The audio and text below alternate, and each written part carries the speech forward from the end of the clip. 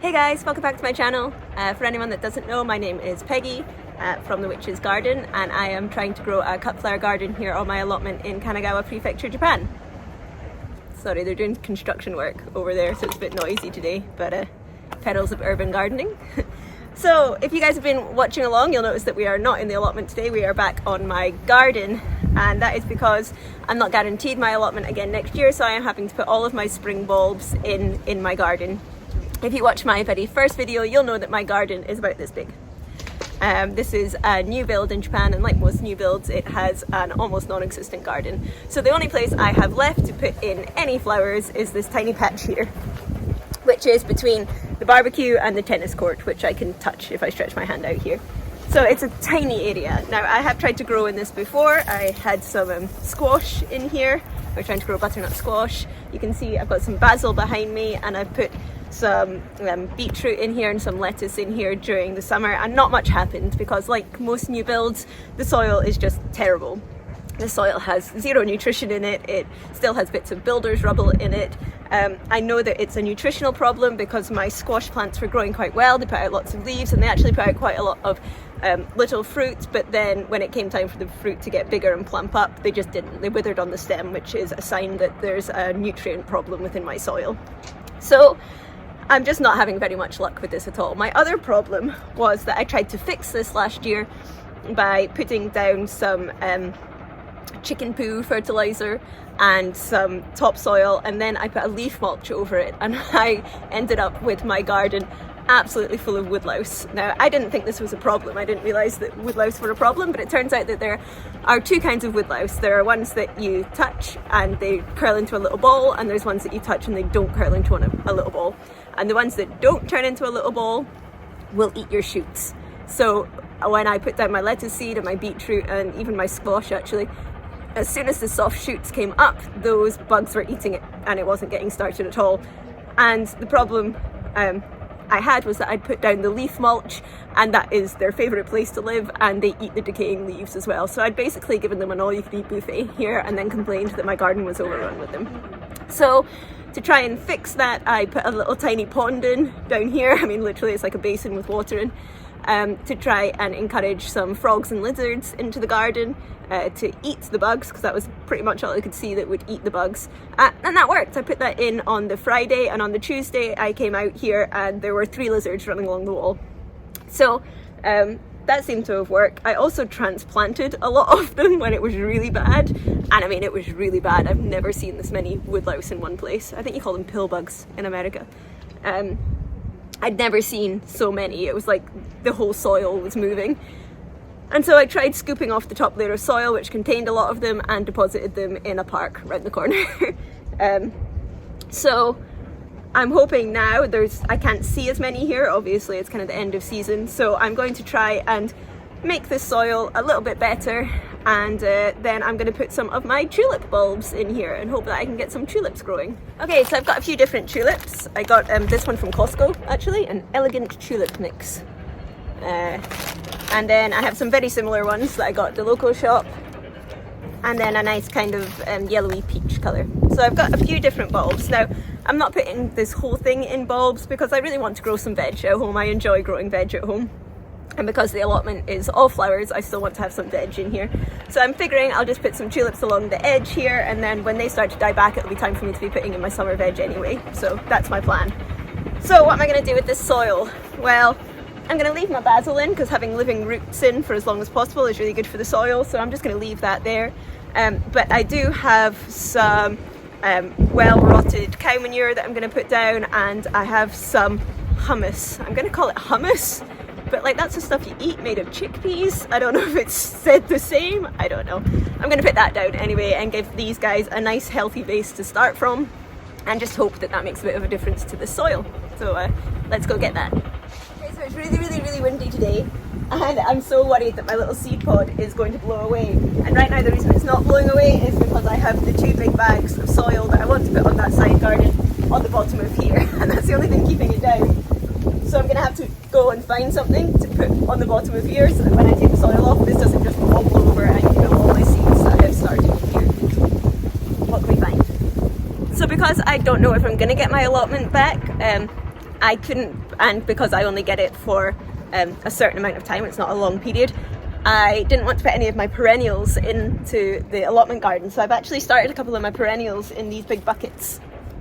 Here you can see some of them are starting to come. So I have 2 of these big buckets with some seeds started. Here doesn't get very much sun, over there definitely gets more sun. So I think I'm going to take these 2 big buckets, take the soil off and put these on, and hopefully that'll be enough to weigh down my little seed pod. I hope.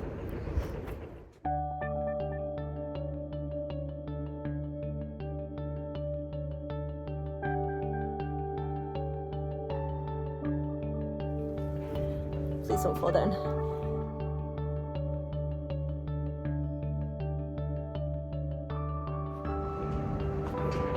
Actual hunks of concrete in here.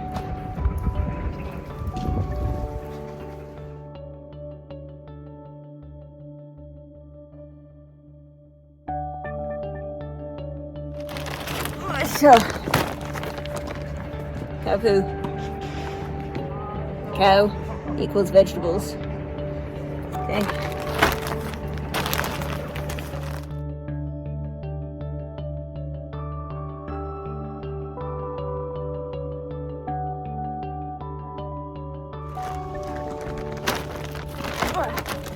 On this. Oh, look at the colour of that.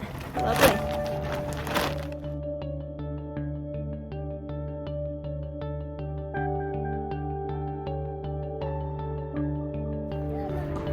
Okay, so hopefully that is a bit nicer for this stuff to start getting grown in. So let's put in some tulips. Oh, Helper's here. Hello.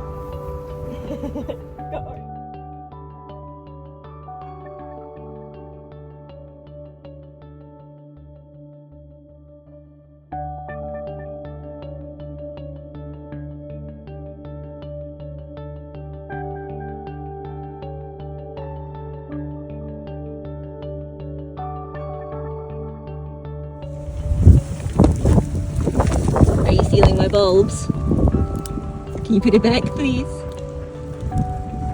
You can put it back, please.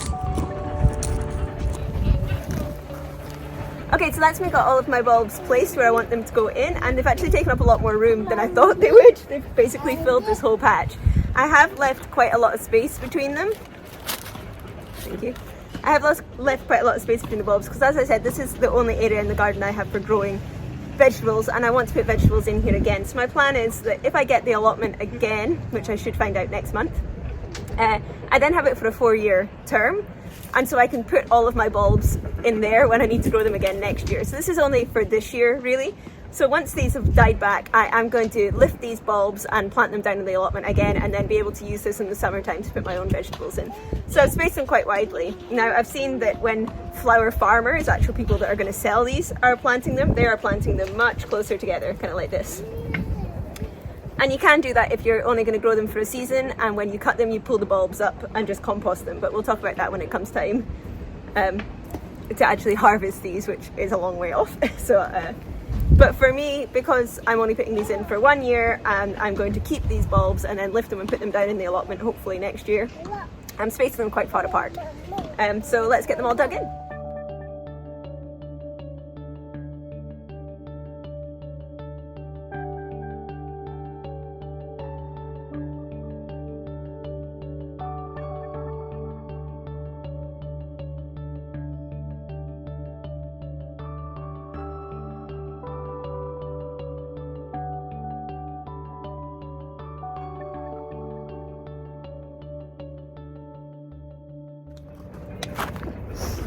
Okay, so they are all dug in. The soil is already looking a lot healthier, so hopefully over the winter this will... Please don't play with that, it's cow poo. Let's not touch that. Let's go wash our hands, huh? You come here. Over the winter this will get rained on, and all the nutrition will go down to where the bulbs are, and it'll slowly kind of mix up together. I still have a little bit of room at the end, so I am optimistically going to put in my last few beetroot seeds as well and see if I can get some nice Christmas beetroot going. But that is me for today. Let's see how these seeds go. The only other thing I've got going on I'll show you down here is the other bulbs that I planted. So these are my ranunculus corms that I planted up 2 weeks ago, and they're doing really well. Some are much bigger than others. This guy's doing great. This one's only just poked his head through, but it looks like nearly all of them have come through, which is great. And then this is the other section of those, not doing quite so well, but coming, so I'm hopeful for them. And then these are my anemone that I planted, my freesia, and this is a dahlia that didn't really do much this year, but I'm leaving it in to see if I can get a nice tuber from it. And then I have some daffodil and some other tulips in here as well. So these are the boxes that I've already planted up, but as you can see, we have a predominant wind here, and also the sun comes from this direction down, and you can see that all of these are starting to get blown sideways and to stretch for the sun that way. So I'm just going to turn these boxes around to try and straighten them up so that I end up with nice straight flowers and not squinty ones. Okay, and hopefully that'll help them grow straight. If you're wondering, this is actually part of the tennis court. The rule in Japan is that you have to be 50 centimetres from your boundary wall before the next bit of land can start. So we are 50 centimetres from here to where our deck starts, and then we're 50 centimetres, I think it's just more actually, from here to where the tennis court is. And they put down the old astroturf and covered it in sand here, but it actually makes a really nice little walkway for me to be able to get down onto what otherwise would be a very inaccessible bit of my land. So it's nice, my little walkway here. But yeah, so that is these turned round, and hopefully that'll help them straighten up a bit and not get blown around so much and stretch for the sun. The application for the allotment went in on, well, it went in last week, but the deadline was Friday, so we should find out in the next couple of weeks whether I'm actually getting back onto the allotment, or if I'm going to have to try and grow an entire cut flower garden from my like 7 square metre back garden that I have here that is currently all laid to grass. But thank you for following along. If you want to see how this ends up, if I get my allotment back and what happens with the rest of the stuff that I've got started, then remember to hit the subscribe button, and I will see you guys next week. Bye. Bye. Good girl.